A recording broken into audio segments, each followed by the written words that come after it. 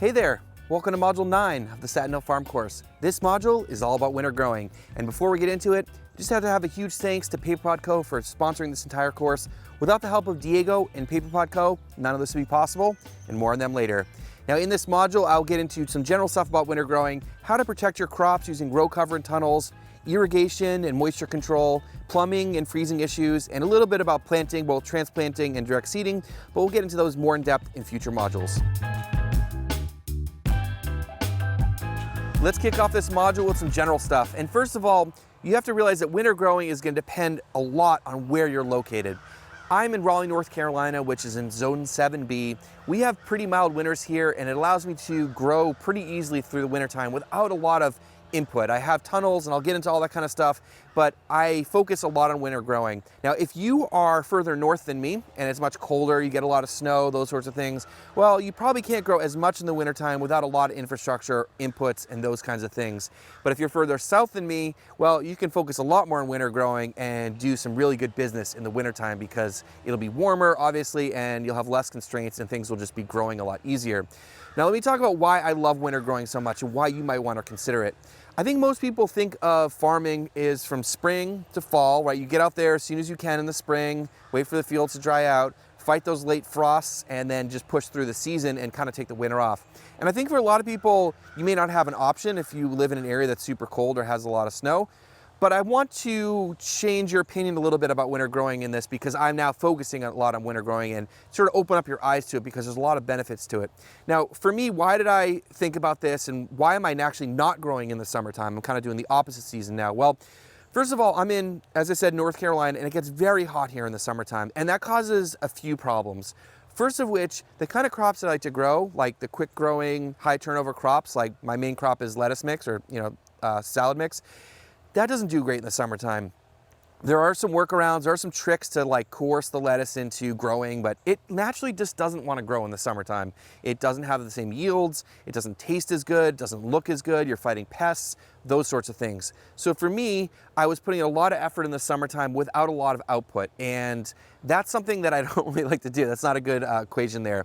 The other part of it is, with the heat here, physically, I didn't want to be out here in the summertime. I'm in my early 40s, and I was just struggling after about 11 or 12 o'clock during the day to be outside because it's over 90 degrees and humid pretty much from May through like almost October here. It is super hot here.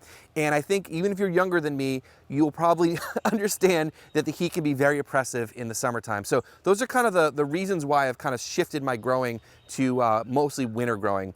The other benefits about winter growing, it's a much slower pace. And what I mean by that is that the crops grow more slowly. So when crops are ready to harvest in the summertime, like you got to go and harvest them right away or they're going to get too big or they're going to bolt or those kinds of things. But in the wintertime, if you miss the harvest by a few days, a few weeks, usually not a big deal. You can come back through. It gives you a lot more flexibility. I like that slower pace. In terms of a business strategy, you have a lot less competition. There's not a lot of growers, most likely in your area, that are growing in the wintertime. So when you go into a farmer's market, if they're open in the winter, or your restaurants, you're probably gonna be one of the few farmers that are gonna be delivering. And that's awesome because you can charge a good amount and you have less competition because there'll be a big demand for your crops that you're growing. In terms of the types of crops you want to grow, I did cover that in the crop selection module, so go check that out. But generally speaking, you'll be doing a lot of greens like lettuce, some brassicas like kale and arugula and those sorts of things. Spinach is also another good one, and carrots. So a lot of great crops to grow in the wintertime, and I've had great luck with it.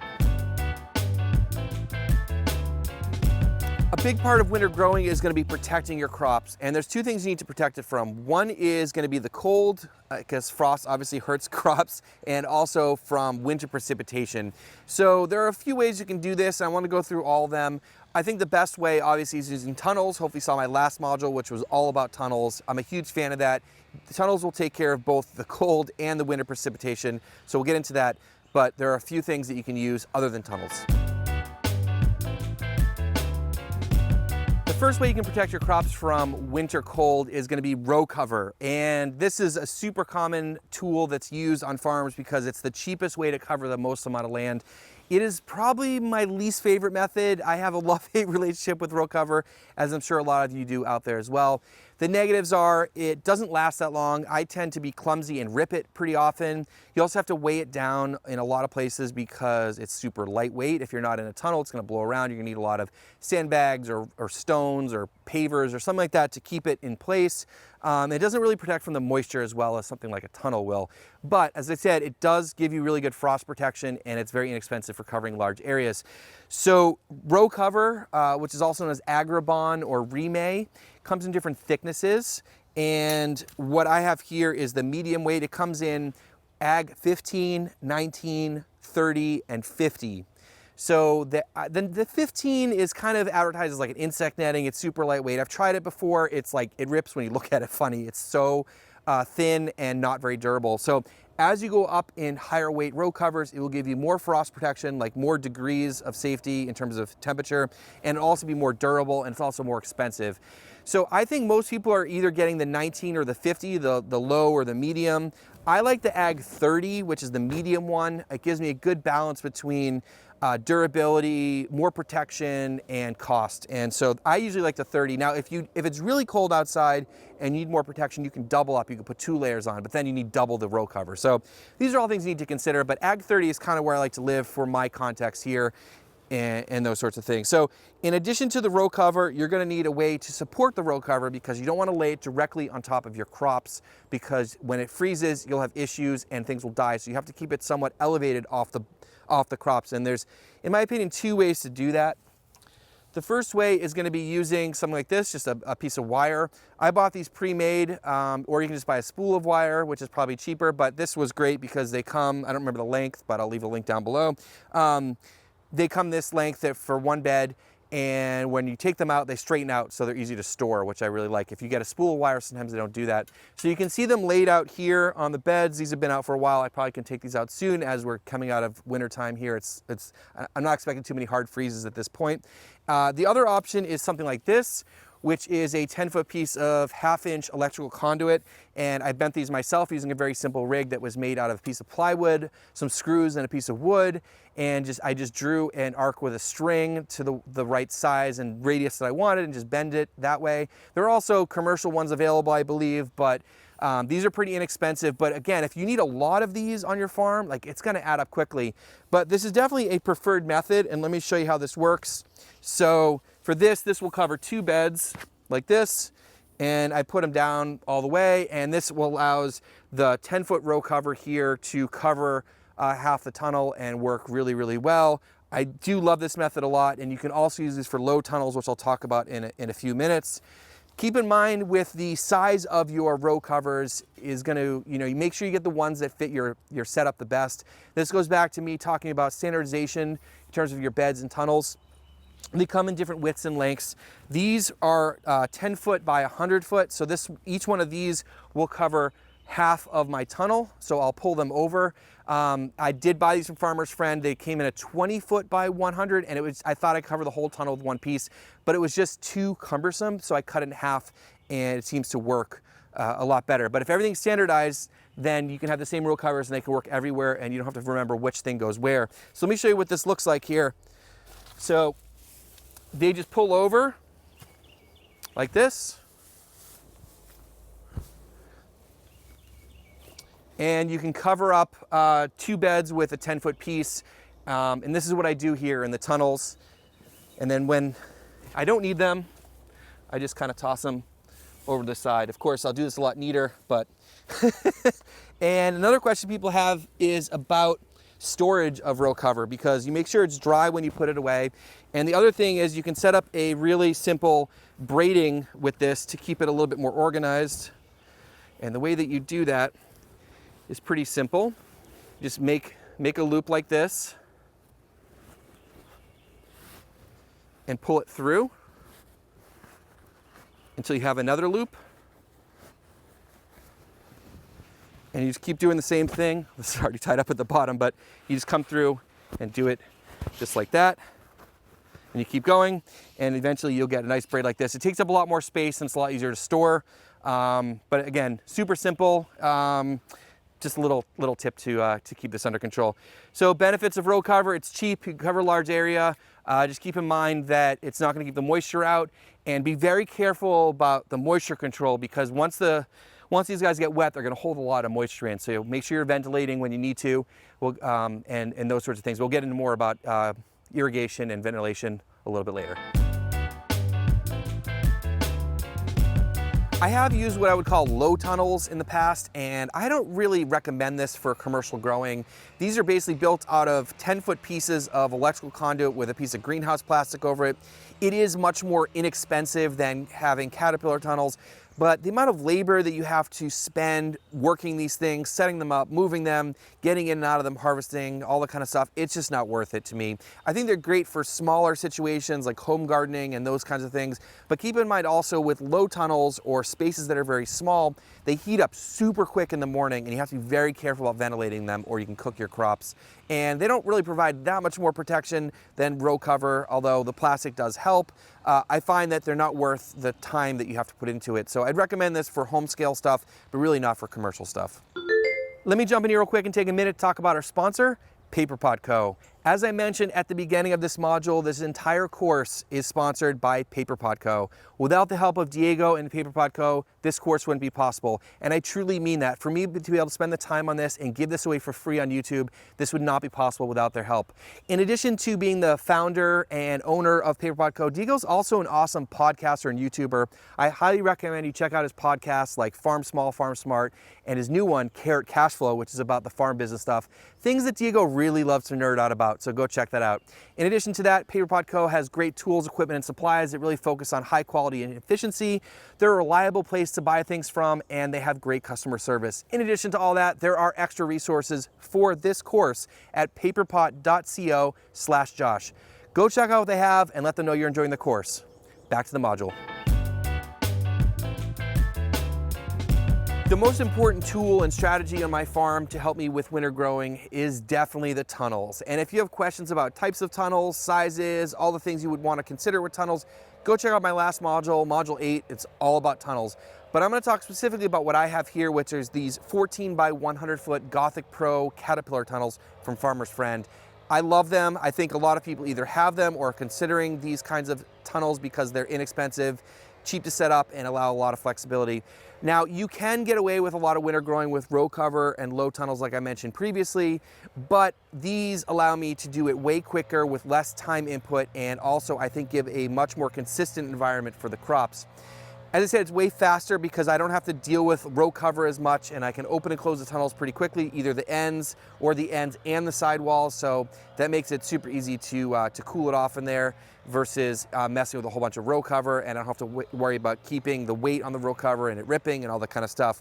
Now, one thing is you have a lot more flexibility as well because you can add additional row cover on the beds inside the tunnel, and that'll give you even more protection. So generally, if I see the lows are getting down to about 28 or 30 degrees Fahrenheit, I'll just close up the tunnels and be fine. Now, if I see it getting colder than like 26, so like down in the low 20s, which is kind of the coldest it gets here, is around 20 or so at night, and it's usually for not that many hours during the evening, then I'll put row cover on the beds inside the tunnel, and that gives me even more protection from the cold.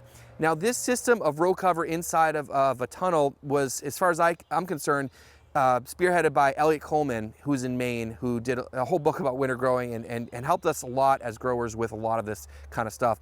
So what that does is it allows you to have even more protection. And the way I think about it usually is like, if you have a tunnel, it adds a zone onto where you are. And if you add row cover and a tunnel, then you are on like 2 more zones. So I'm in zone 7B, I'd be in like zone 9 essentially if I had row cover on inside the tunnel. So that's a great way to do that. Also, having the row cover on inside the tunnels, I don't really have to worry about weighing them down and stuff because there's no wind in there and they don't really blow around.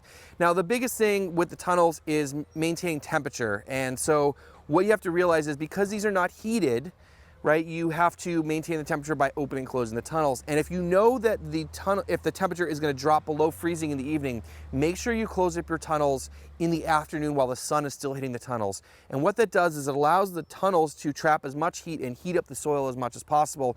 So when the temperatures drop overnight, there'll be a lot more heat in the ground and in the tunnel and allow the crops to be a lot happier. Now, the low temperature is one thing to keep in mind, but you also want to think about how long it's going to be at that temperature. So if it's going to get down to 25 degrees, is it 25 degrees for 8 hours or for like 2 hours? Those are the kinds of things you have to worry about, and the consistency of those. So if you have one cold night versus several cold nights, the several cold nights are going to have a bigger impact on the crops than just one cold night. So if you have a little bit of a frost and the crops struggle a little bit, but they rebound, it's going to be different than if you have a long streak of them. Now, in terms of heating of tunnels, this is something that you need to think about, because I don't do it, but there is a significant cost in terms of equipment, but also in terms of the energy, if it's gas or electric or whatever. For me, it's not worth it. Also, these tunnels aren't really designed for heating, with being single walled and very, not super sealed. So if you are thinking about heating your tunnel and you have a greenhouse where you have that kind of setup, think about the cost, because it can get pretty pricey. One thing you can do is, if you are, let's say, pushing tomatoes early, like late winter into early spring, and you want to heat the tunnel to get the tomatoes going so you get to market quicker, you can offset the cost of heating by interplanting and planting other things next to the tomatoes, cropping those out and having those crops sort of pay for the heat to get your tomatoes out earlier. So there's a lot of options out there, but generally speaking, I think for me here, heating is not something I really can even think about. It works really well with just the tunnel and the row cover. Other than controlling the temperature in your tunnels, another thing that you really want to maintain and keep an eye on is the moisture level in your tunnels. And this is a couple different things, one of which is the moisture that's actually in the soil, and also how much moisture is on the plants or around the plants. Because if it stays too moist and you don't have enough airflow, you're going to have fungal issues and disease pressure, and that can happen very quickly in the wintertime if you're not careful. You really don't need to irrigate very much in the wintertime. I do not use the overhead whatsoever. Once in a while, I'll turn the drip on every few weeks if I need it, but when I do that, I actually just put my hand in the soil, go around and feel the soil and make sure it's totally dry. If there is moisture in there, don't add any more, because it's going to cause problems. So go check that. A lot of times I'll just hand water certain beds if certain crops need it more than others. Really take a look and make sure you're not over watering for a few reasons. As I said, with the moisture issues. Also, if you put a bunch of cold water on there, late in the day, you're going to cool everything down right before it needs to warm back up. So if you're going to water, try to do it sort of late morning where it has time to warm back up, because if you're using well water, it's usually pretty cold, or if you're using city water in the wintertime, it can be cold as well. So keep that in mind, but don't really, add too much moisture, because it's going to cause a lot of trouble. In addition to controlling how much moisture you add, one thing that's super important is ventilating your tunnels every single day. Unless it's super cold outside, there's probably a time during the day where inside the tunnel it's going to get above freezing, because that's why you have tunnels, because they warm up with the sunlight. So as soon as I can, or as soon as it gets around freezing, I'm going to open the tunnels, because I really want to make sure I'm getting maximum airflow. In the middle of the winter time here, I'm generally just opening the ends of the tunnels, and that gives me enough, but I'll often crack the sidewalls a little bit to get a little bit more airflow through there. And adding some fans would not be a bad idea as well if you have electricity out here. Another thing with ventilating the tunnels and being really conscious about that is the spacing of your crops. So what I've been doing is spacing my crops a little bit wider in the wintertime, because they're going to be in the ground a little bit longer and moisture can build up very quickly. So I want to make sure they have more room. So generally I plant lettuce, for example, at 4 rows. I've been planting it at 3 rows in the wintertime, just to give it a little bit more space. And that's really helped with airflow and keeping down the fungal and disease pressure, is giving the plants enough room and just being really careful about the moisture that's in the soil and around the plants. I've been talking about maintaining and harvesting crops in the wintertime, but what about planting? Well, this can work depending on where you are and what you want to plant, and I can do some of that here in North Carolina, but will depend a lot on where you are. In terms of direct seeding, I have direct seeded crops in the middle of the wintertime here and had success, but it really depends a lot on a couple things. One of which is you pick the right crops to plant. I planted a bunch of beds of carrots in the middle of the wintertime here. I had mixed results with germination and they took forever. Carrots take a long time to germinate anyways. But I had really good luck last year planting things like baby kale and other brassicas like arugula, also spinach. Those kinds of things do really well because they can germinate a little bit cooler and they germinate very quickly. So what I recommend if you are direct seeding is take a look at the soil temperature and keep an eye on the weather. So if I see that I have a streak of warm days coming up at some point, that's when I'll plant at the beginning of that.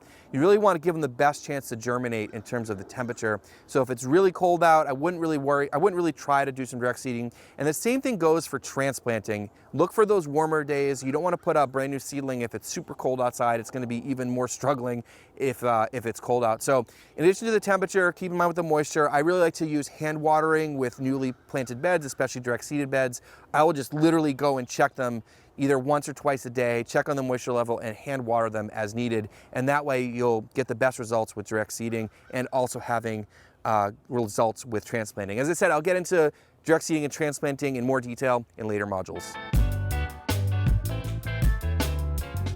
So as I was saying, you're gonna need water on your farm from time to time during the winter, and how you manage your water lines is super important because water freezes in the wintertime. And if you don't have a strategy for managing that, you're gonna run into a lot of problems with things freezing and then breaking, either valves or lines or timers or all those sorts of things, and create leaks and all sorts of headaches. So have a strategy to help manage that. The best thing you can do is bury your water lines deep enough, and that will depend on where you are, how deep you have to put them, and put in frost-free hydrants everywhere. I did not take that strategy because I didn't want to invest the time and money while we were building. So this is what I did. It's not as ideal as putting in burying your lines and the frost-free hydrants, but this is my main header that runs through my farm, and this is what all the irrigation ties into for the tunnels and some other stuff. And at the end of the line, I have a ball valve here, just a simple ball valve. So on nights I know it's gonna go below freezing. In the afternoon when I'm out here closing up my tunnels, what I'll do is I'll close off the water at the house and I'll open up the ball valves there at the end here, and also at the other end I have another one down there. And the other thing with this system is that I have another valve on a T close to the house, which allows air to come in. So close the water off of the house, open up these at the end, and open up that valve to let the air come in, and it drains out the whole system. It only takes me a couple of minutes to open and close all these valves, so it's just part of my process for when, you know, when it's gonna be cold or when I need water. So if I don't need water for a while, I'll just leave everything open. But make sure that you're either draining your lines and you have a game plan for that. I really don't recommend, if you have to unscrew things all the time, like figure out ways to put in valves and drain things. You'll save so much time and frustration and just less things to go wrong. I really like that. The other thing with water management is your wash station. So make sure you have a place to wash your vegetables in the wintertime. And there's a few things you want to think about. If it's super cold out, you're not going to have water because either you're going to have to turn it off because it's frozen or it is frozen, those sorts of things. So have an area where you can have water, and also keep in mind if you are growing in the wintertime and harvesting and washing, it's really tough on whoever's doing the work if you're doing wet work outside in the cold. So having an area that's out of the weather and maybe even heated will be a huge advantage for yourself or for whoever's working for you in terms of winter growing. All right, so lots of stuff to consider with winter growing, and I absolutely love it. It's a big part of what I do, and it's making my life a lot better. So if it's something you want to consider, maybe pushing more of your energy towards winter growing, or maybe just extend your season a little bit longer and get some more profit for your farm and your family, that's another thing to consider. Keep in mind there'll be live Q&As, as I said before, every Monday at 3 p.m. Eastern about this topic, so come and check that out. The next module will be module 10, and it'll be all about irrigation. Hope to see you then.